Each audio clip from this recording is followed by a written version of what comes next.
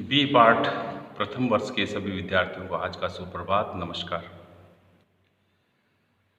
आज हम लघु सिद्धांत कौमुदी के संज्ञा प्रकरण के विषय में अध्ययन करेंगे। आपको पूर्व वीडियो के माध्यम से संज्ञा प्रकरण में महाकवि पाणिनि ने का जो मंगलाचरण आपको बतलाया जा चुका है। नत्वा सरस्वतीं देवीं शुद्धां पुण्यां करोमह्यं पाणिनीय प्रवेशाय लघु सिद्धांत कौमुदी। महाकवि पाणिनि कहते हैं कि मैं माँ सरस्वती की वंदना करता हूँ, हृदय से वंदना करता हूँ, उनको नमन करता हूँ, उनको नमस्कार करता हूँ। मैं पाणिनि इस लघु सिद्धांत कौमुदी को लिखने का प्रयास करने जा रहा हूँ। ऐसा वे अपने इष्ट देवी सरस्वती माँ की वंदना करते हैं और सर्वप्रथम वो 14 माहेश्वरी सूत्रों के विषय में ज्ञान देते हैं। जो 14 माहेश्वरी सूत्र आपको लिखवा दिए भी गए हैं और मैं वो आपको बार बार पूर्व वीडियो के माध्यम से कह भी रहा हूँ कि आप इन 14 माहेश्वरी सूत्रों को आप अच्छे से अधिगम कर लें। 14 माहेश्वरी सूत्र जब तक आप अधिगम नहीं करेंगे, जिस प्रकार किसी साहित्य की वर्णमाला को, किसी साहित्य के अक्षरों का ज्ञान नहीं होगा, तब तक हम उस भाषा का ज्ञान नहीं कर सकते हैं। हिंदी में हमें हिंदी वर्णमाला, अंग्रेजी में अल्फ़ाबेट, संस्कृत में संस्कृत के ये 14 माहेश्वरी सूत्र जब तक हम अधिगम नहीं करेंगे तो हम व्याकरण को समझने में असमर्थ महसूस करेंगे। इसलिए मैं आपसे निवेदन करता हूँ कि इन 14 माहेश्वरी सूत्रों को शायद आपने याद कर लिया है और जिन विद्यार्थियों ने नहीं भी किया है, वे विद्यार्थियों से मेरा निवेदन है कि वो जरूर इनको अधिगम कर लें। उसके पश्चात हमने कुछ सूत्रों का ज्ञान भी करवाया था, उनकी परिभाषा भी समझाई थी, उनके बारे में बतलाया था। परसन्निकर्षा संहिता आपको सूत्र भी लिखाया था कि वर्णों की अत्यधिक निकटता को संहिता कहा जाता है। यहाँ ये जो सूत्र आपको बतलाया था। आगे हम दूसरा जो सूत्र है उसके आगे है हलो अनंतरा संयोग।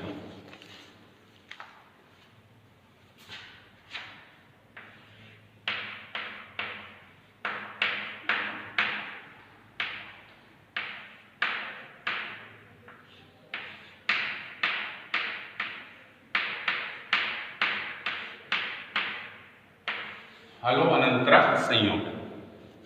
इस सूत्र का भावार्थ है कि हल प्रत्याहार में परिगणित सभी संयोग संज्ञक होते हैं। हल प्रत्याहार में सभी संयोग संज्ञक होते हैं, बशर्ते कि उनके बीच में अच प्रत्याहार में परिगणित कोई स्वर न है। इस सूत्र का तात्पर्य यह है कि किन्हीं दो या दो से अधिक व्यंजनों के बीच में, ध्यान दीजिए, किन्हीं दो या दो से अधिक व्यंजनों के बीच में कोई स्वर न हो तो उन व्यंजन वर्णों की संयोग संज्ञा होती। ये परिभाषा आपको मैं श्यामपट्ट पर लिख देता हूं और आप भी लिख लीजिए कि किन्हीं दो या दो से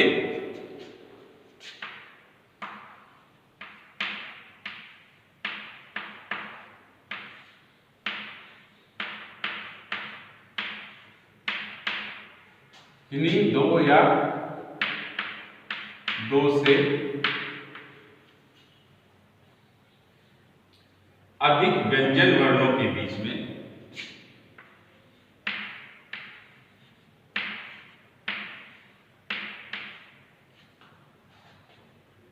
व्यंजन वर्णों के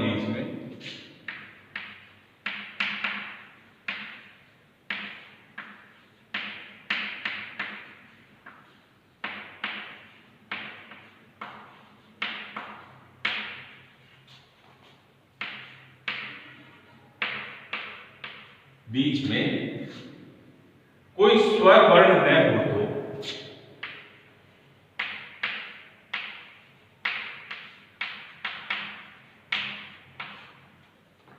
कोई स्वर वर्ण न हो तो उन व्यंजन वर्णों की संयोग संज्ञा होती है। उन व्यंजन वर्णों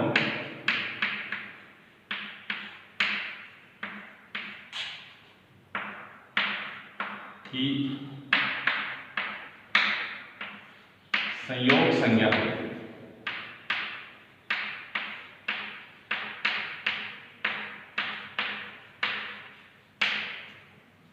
जैसे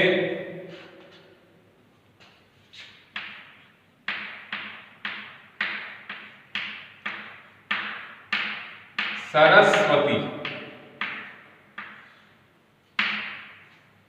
सरस्वती इस शब्द में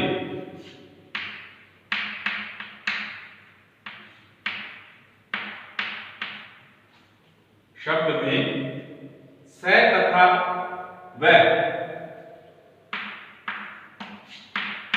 स तथा व इन दोनों व्यंजन वर्णों के बीच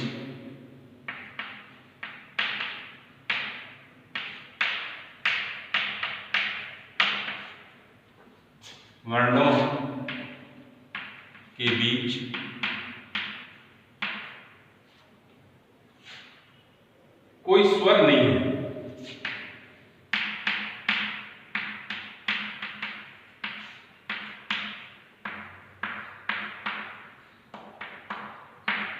नहीं है, अतः स तथा व की संयोग संज्ञा हो जाती है।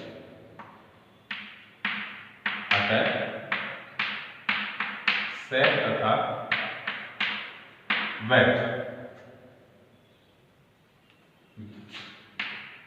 वर्णों की संयोग संज्ञा हो जाती है।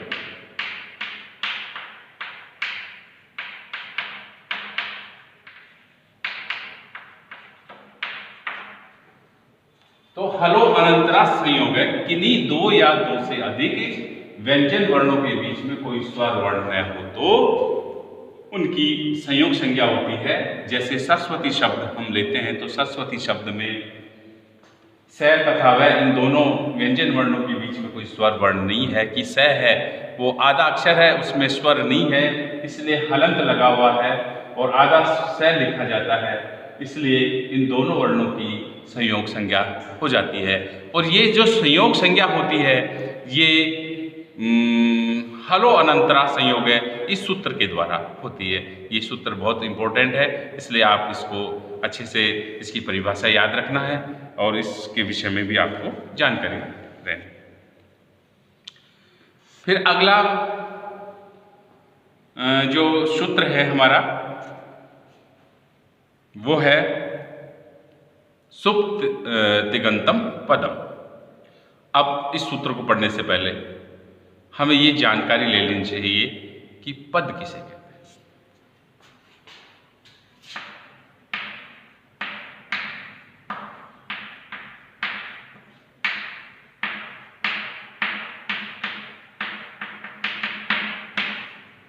पद किसे कहते हैं? अब पद का तात्पर्य क्या है कि पद सभी विद्यार्थी जानते हैं। हिंदी के विषय में जानकारी, आप व्याकरण के विषय में जानते हैं। पद किसे कहते हैं, वर्ण किसे कहते हैं, वाक्य किसे कहते हैं, पद्यात्मक रचना किसे कहते हैं, गद्यात्मक रचना किसे कहते हैं, स्वर क्या हैं, स्वर मात्राएं क्या हैं, इन सभी का ज्ञान आप सभी को है। लेकिन पद किसे कहते हैं, मैं आप सभी विद्यार्थियों से एक प्रश्न करना चाहता हूं। कृपया मुझे वीडियो के माध्यम से या व्हाट्सएप के माध्यम से इस प्रश्न का उत्तर भेजें कि पद किसे कहते हैं। जो विद्यार्थी जितना जिसको ज्ञान है वो मुझे लिख करके वीडियो के माध्यम से व्हाट्सएप पे या सेंड करें या किसी भी तरीके से मुझे सेंड करें कि पद किसे कहा जाता है।